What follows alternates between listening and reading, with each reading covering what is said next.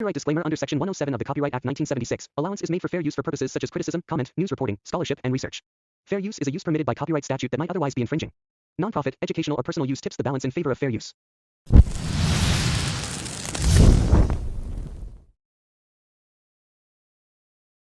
Three, two, one. இந்த அமலா சாஜித்னா யாருன்னு உனக்கு தெரியுமா? அது தெரியல. தெரியும், இந்த ரீல்ஸ் பண்ணிட்டு இருப்பாளே. தெரிஞ்சு வச்சிருக்க?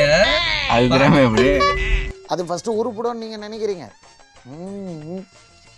பார்த்திருக்கேன் நிறைய வீடியோ. அந்த வீடியோ நல்லா வடா இருக்கு. அது அவன் ஃபேன்ஸ்ல தான் கேட்கணும்.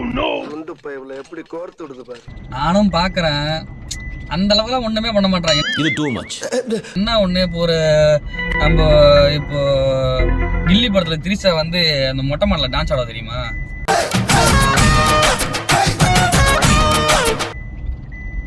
ஏய் கொக்கர் கொக்கர் பாட்றா. அப்பா நீ என்ன இப்படி சொல்லிட்டு இருக்க? அப்பதான் அடுத்த வந்து லேடி சூப்பர் ஸ்டார்னு டாக் போயிட்டு இருக்கு. போகும். கால கொடுமடா. கால கொடுமை. நான் சொல்லலப்பா. அப்படிதானே டாக் போயிட்டு இந்த இருக்கு. மாதிரி தானே நீங்களாம் ஏத்தி விட்டுருக்கீங்க. ஒரு ஏதோ ஒரு ஸ்டேஜ் ஃபங்க்ஷனுக்கு வந்து போயிருக்கா போல் இருக்காவ. இந்த குரோசி இருக்கான்ல கலக்க போகுதுல யாரு கேபிஓல இருக்கான்ல.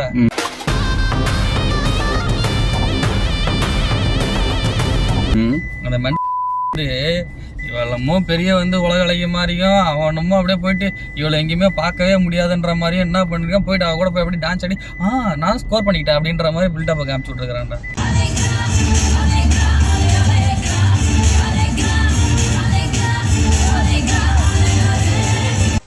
தேவையில்லாம போயிட்டு கிட்ட போயெல்லாம் ஆடி அது வேற டாபிக். இவள வேற பல்லக்குல தூக்கிட்டு வராங்க தெரியுமா?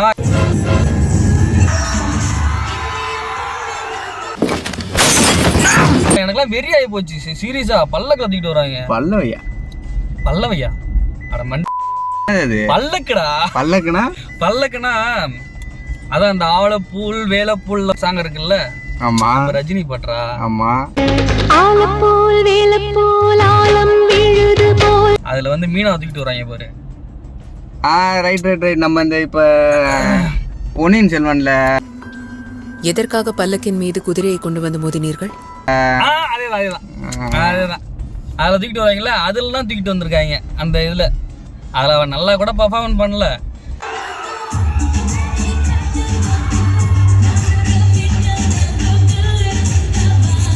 என்ன மாஸ்டர் எப்ப பார்த்தாலும் இதே ஸ்டெப்பை போட்டு காட்டிட்டு இருக்கீங்க? இது ஒண்ணுதானே எனக்கு தெரியும். இருந்தாலும் அவன் என்ன பண்றான், போயிட்டு அந்த மாதிரி ஒரு இது அதை பண்ணவே தேவையில்ல. அவன் தேவையில்லாம ஒரு இதை பண்ணி விட்டு எனக்கு அவன் மேலே வெறுப்பாகி போச்சு அன்னைக்கு. இந்த வெறுப்பேற்ற வேலை வேணாம் போடா. அவன் வயசு என்ன, அவனுக்கு வந்து கல்யாணம் ஆகி ஒரு குழந்தையா இருக்கான். அவெல்லாம் போய் அதை பண்ணவே தேவையில்ல. சரி அதை விட்டுரு, அது வேற டாபிக். வேற டாபிக். நம்ம அதை பத்தி அமலா சாஜின்னு சொல்லி நம்ம குரேஷியோட டென்ஷன் ஆயிட்டு இருக்கோம். சபா இப்பவே கண்ணை கட்டுது. அவன் பண்ணதுனால மறக்க முடியல. செத்துப்போ சீரியஸ். ஆனா பெரிய ஆனா இவங்க கிட்ட தானே போய் ஆடிக்க முடியும். அவன் பெரிய ஹீரோயின் எல்லாம் போயிட்டு ஆடினாக்கா அவன் திட்டுவாள்ல. அதான் சொல்ற போறேன் போங்கடா. நோ கமெண்ட்ஸா? சரி அவரோட வீடியோ ஒண்ணு பாப்போமா? என்னையா ஓவரா பேசுறானே தவிர பாம்ப வெளிய விட மாட்டேங்கிறானயா. சப்ஸ்கிரைப் ஒருத்தன் வந்து நீ பண்ற வேலைக்கு நம்ம பண்றதே ட்ரால் பண்ணுவானுங்க. குச்சமே இல்ல. கண்டென்ட்டா ஒரு ஃப்ளோவா போயிட்டு இருக்குல்ல, இடையில கவுண்டர் போடாரா? ஏயா இன்னைக்கு நீ இப்படி உயிரை வாங்குற? நீ வாதாரப்ப என்னைக்காவது நான் குறுக்க போந்திருக்கனா? அடிக்கடியா ஒரு மனுஷன் கிராஸ் பண்ணுவா. நம்ம கொக்கர் ஒரு சாங்கே அவ வந்து பண்ணிருக்கா. எது கந்தசாமியில வடிவல் போடுவார் அந்த பாட்டா? நக்கல்யா அவனுக்கு பரவாயில்லையே, டெவலப் ஆயிட்டு இருக்கிறேன் நல்லா. இப்படியே ஃப்ளோவா போனா நம்ம சீக்கிரமா வந்து 15K மேல அடிச்சிடலாம் போட்டிருக்கேன். வாய்ப்பு இல்ல ராஜா, வாய்ப்பு கிடையாது. ஒரு பையன் பார்க்க மாட்டான், அந்த தைரியத்துல பேசிட்டு இருக்கேன். அப்படின்னா இருந்தாலும் நம்ம பேசுறதெல்லாம் பார்த்தாக்க மேபி வர்றதுக்கு சான்ஸ் இருக்கா இல்லையா? அண்டங்காக்கா குயில் மேல ஆசைப்படலாம், மயில் மேல ஆசைப்படலாமாப்பா? ஒண்ணுமே பண்ணல. மதன் கௌரிலாம் உட்காந்து அவன் மட்டும் நியூஸ்ல வர ஒரு டாபிக் எடுத்து பேசிட்டு அவன் மட்டும் ஒரு நாளைக்கு 3 லட்சம் வியூ 4 லட்சம் வியூ 6 லட்சம் வியூ எல்லாம் போகுது. லைட்டா ஆனா அவனுக்கு 60 லட்சம் பேர் சப்ஸ்கிரைப் இருக்கானுங்க. அத்தனை பேர் பார்க்க மாட்டான். ஒரு 6 லட்சம் பேரை வந்து பாத்துறாங்க. அன்னைக்கு கரண்ட்ல நியூஸ் எவன் ரெகுலரா பாக்குறானா அதை பார்த்துட்டு போயிருக்காங்க. அப்லோட் பண்ண போற முதல் வீடியோக்கே இருக்கிற எல்லா கண்டென்ட்டையும் ரிலீஸ் பண்ணிட்டு இருக்கு. கண்டென்ட் இல்லடா, இதுல இந்த இர்ஃபான் பையல எடுத்துக்கீங்க. அம்மலாவள ஆரம்பிச்சேன், குரேஷிக்கு போனா மதன் குரு வந்து இப்ப இர்ஃபான் வந்திருக்க. பாத்தியா யாரும் தான் கேட்டேன். இந்தியாவில் ஆரம்பிச்சு இங்கிலாந்து போயிட்டு அந்த இந்த மாதிரி ஒன்னால எதுவும் பேச முடியாதா? போய் கண்டினியூ பண்ணு. இல்லடா ஒரு இர்ஃபான் இல்ல சொல்றேன் நானு. இப்போ இர்ஃபான் இருக்கான்ல, இர்ஃபான் என்ன பண்ணுவான், இப்போ அவன் ஒரு ஃபர்ஸ்ட் கிளாஸ் ஃப்ளைட்டு புக் பண்ணி அதுல போறத ஒரு வீடியோவை போடுறான். ஒரு இன்வெஸ்ட் பண்றானா இல்லையா? இப்போ அவன் இன்வெஸ்ட் பண்றானாக்கா அவனுக்கு ஒரு 50,000 ஃப்ளைட் டிக்கெட் போடுறான், 1 லட்ச ரூபா ஃப்ளைட் டிக்கெட் போடுறான்னாக்கா அவன் இன்வெஸ்ட் பண்ண அமௌண்ட்டு ஒரு வியூவில் வந்து அவன் எடுக்கிறானோ ஐயோ பை.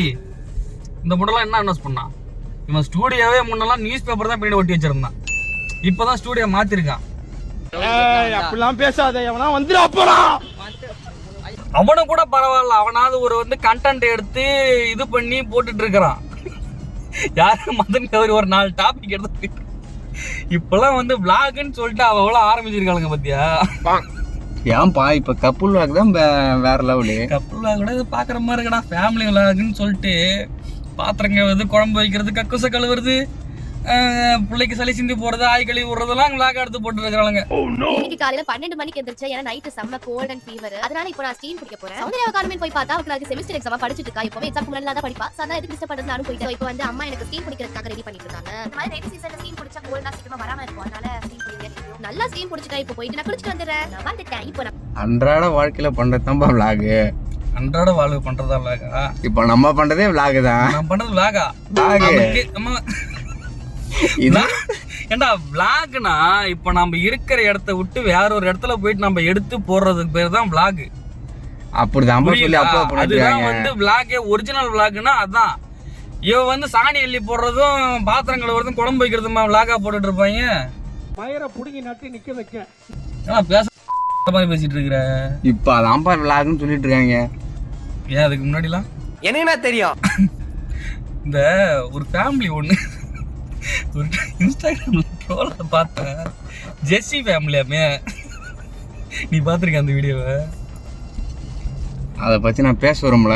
அது சங்கட்டத்துக்கு ஒரு குடும்பம் இருக்கிறதுல யூடியூப்ல டாப் ட்ரெண்டிங்ல இருக்கிறதே அவங்க தான்.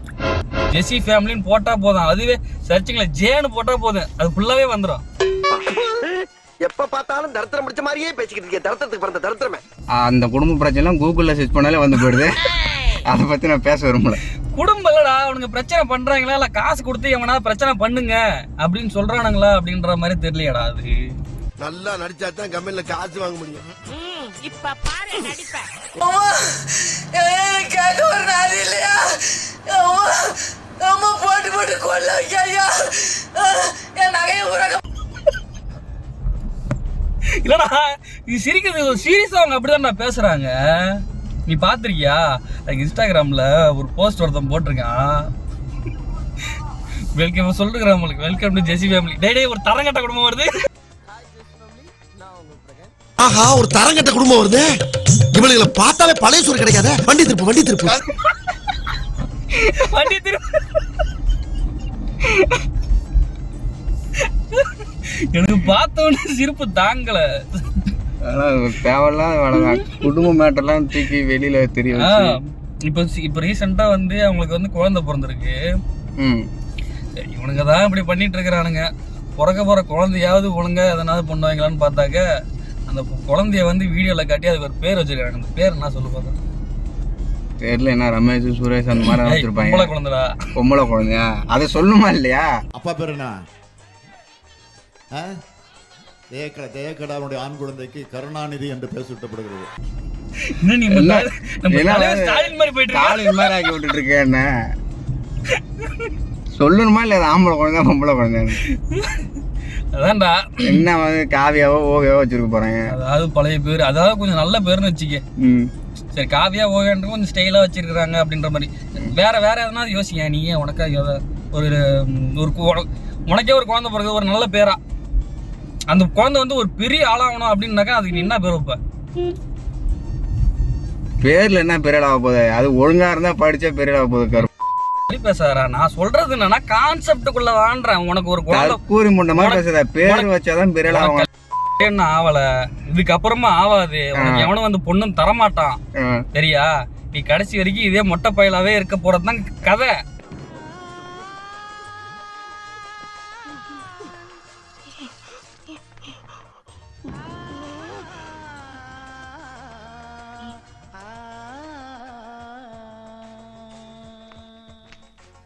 ரொம்ப லென்த்தா போயிட்டு இருக்குன்னு நினைக்கிறேன். இந்த இவ்வளவு லென்த்தா நம்ம பேசிட்டு இருந்தா நம்ம பண்றதை எவனும் பார்க்க மாட்டான். என்ன தெரியுமா, நம்மளே பார்க்க மாட்டோம். முதல்ல எடிட் பண்ணி அதை போட போறோம். வெறுப்பா பண்ணக்கூடாது, வேற சொல்லு.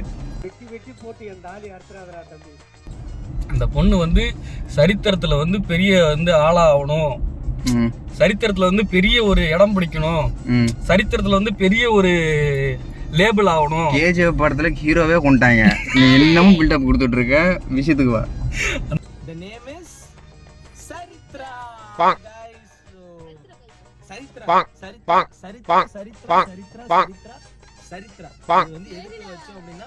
சரித்திரம் படைக்க வந்தவள் அப்படின்னு ஒரு இது இருக்கிறதுனால சரித்ரா அப்படின்னு வச்சு. உனக்கெல்லாம் குழந்தை பிறந்தா சரித்திரம் வைக்க கூடாது, தர்த்தரான் வைக்கணும் அப்படின்னு.